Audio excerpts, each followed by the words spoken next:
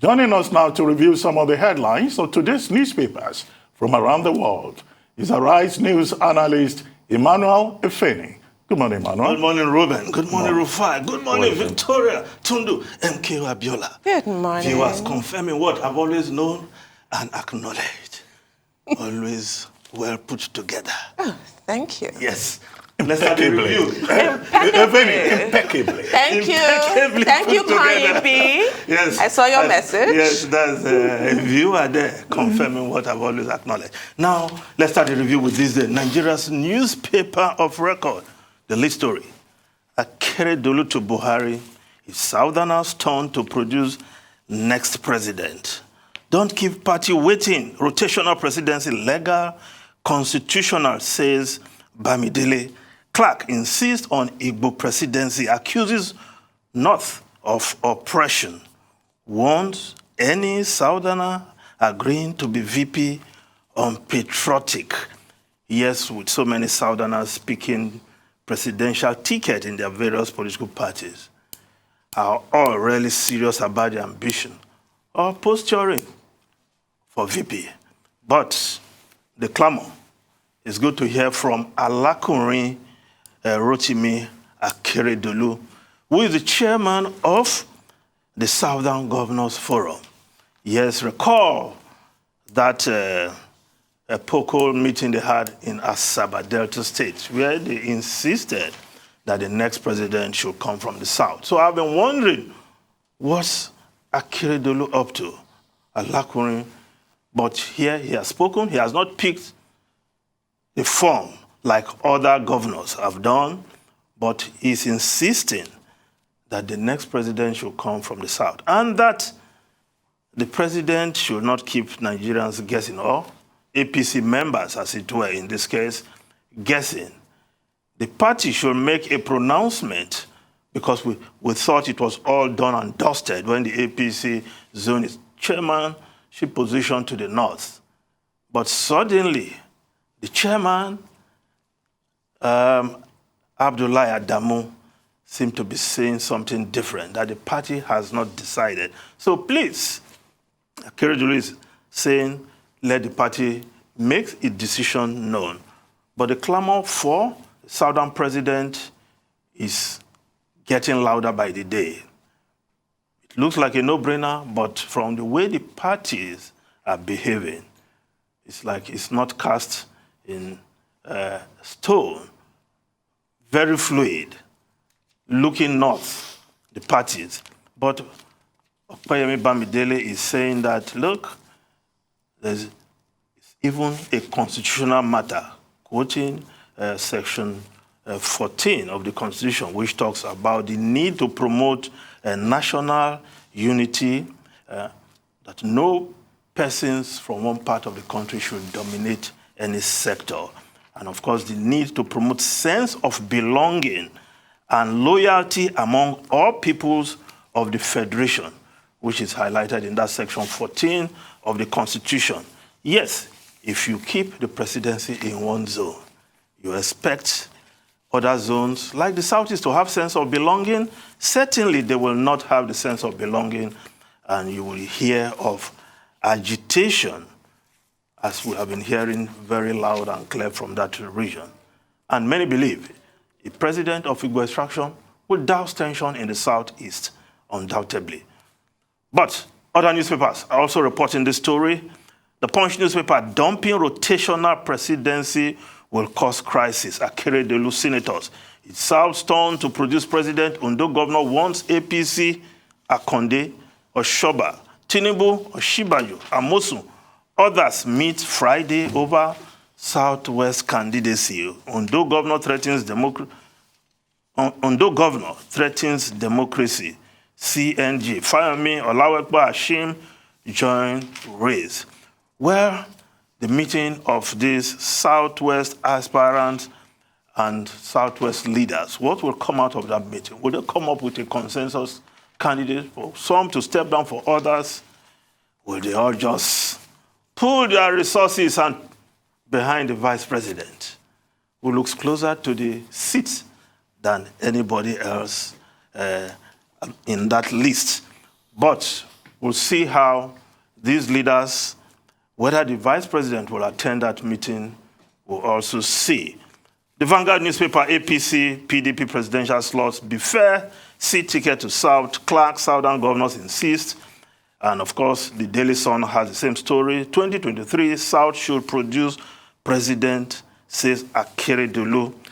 The Nation newspaper, let's end zoning suspense. Akeredolu tells APC leaders for equity power shift necessary, says Clark Ngige. Now, the Guardian newspaper, looking at other matters. Now, the banking sector, intense jostle for market shares as telcos delve into retail banking. MTN targets Q4 for payment service bank services. Airtel to announce this month. Banks struggle to retain talent as telcos launch aggressive headhunt. Telcos broadband control raises fear of unfair competition. DMB source, viable fintechs for acquisition. Yes, MTN got its license, and before long, they will roll out payment service banks, which the telcos are delving into. Is it a threat to banks? But of course, we must also realize that there's the authorization has paved way for the telcos, but there are restrictions. They cannot do lending and FX matters. Now, the Business Day newspaper, Nigeria earns twice more from gas than oil in Q1. Yes. Now, Nigeria's gas revenue outpaced its earnings from crude oil. Yes, data from the Nigerian National Petroleum Company showed that while crude oil exports fetched the nation $177.86 million over 3 months. Well, Nigerian gas feed, revenue from gas feed to the LNG amounted to $387.72 million.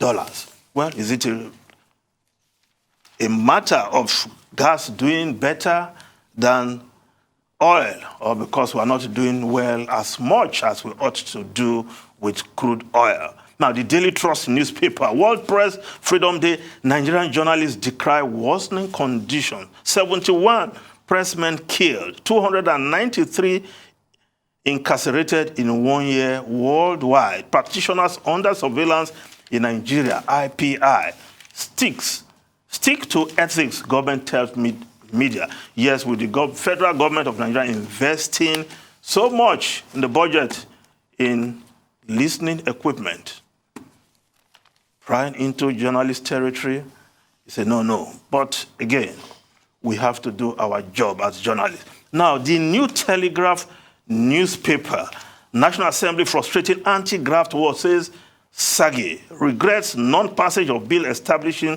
special courts, alleges senators collect 15 million naira monthly salary, proposes unicameral legislation. That's Professor, he says Sagi there. But there's one story just above the lead story. Yes, 19 years after Abiola's son urges Buhari to probe father's death. Abdul Abiola asking that the federal government should probe Abiola's death. Yes, News Agency of Nigeria quoting Abdul Abiola in his Twitter, Abdul MKO. Tundu, I don't expect to hear anything from you. Just stay calm. Now, the foreign newspapers quickly. The Times of London, privately educated to lose places at Oxbridge. Vice-Chancellor warns independent schools. Private schools must accept that they will get fewer students into Cambridge.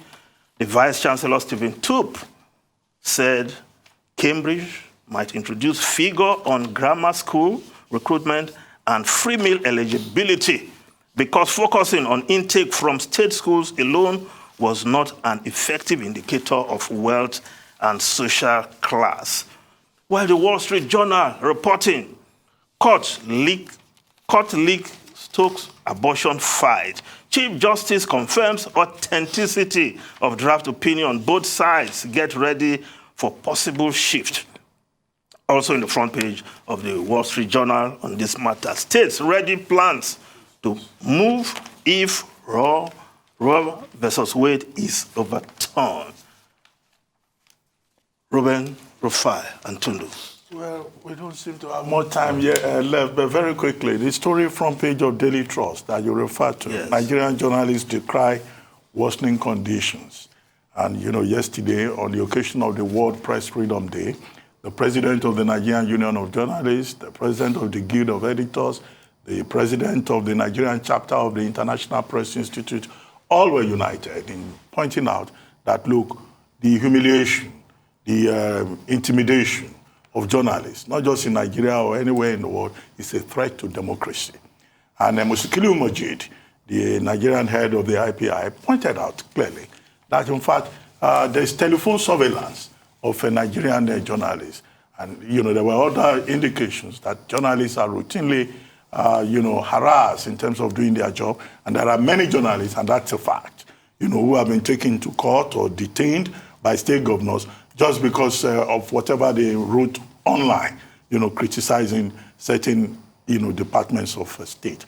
But it's interesting to see that the governors who were quoted yesterday, they were all complaining about fake news and fake information. And that shows you the mindset. Journalists want to do their job. Public officials are always talking about misrepresentation and misinformation. But the key point is both stakeholders, the media and government officials working together. That's that about that. Now, you brought a story that Chief Olusegun Oshoba and Chief Bisi Akande, yes, they've summoned a meeting for Friday of all the aspirants coming from the Southwest on the platform of the APC, yes, so that the Southwest does not lose the possibility of the slot in the APC being given to the Southwest. Well, do you think that they will be able to forge a consensus? Who is going to step down for who? Who will step down for the vice president? Well, I don't know. I mean, there are about five. Who will step down for Asiwaju Bola Ahmed Tinubu? Well, that's the vice question. president? They tried it in the Southeast on the platform of the PDP. It didn't work.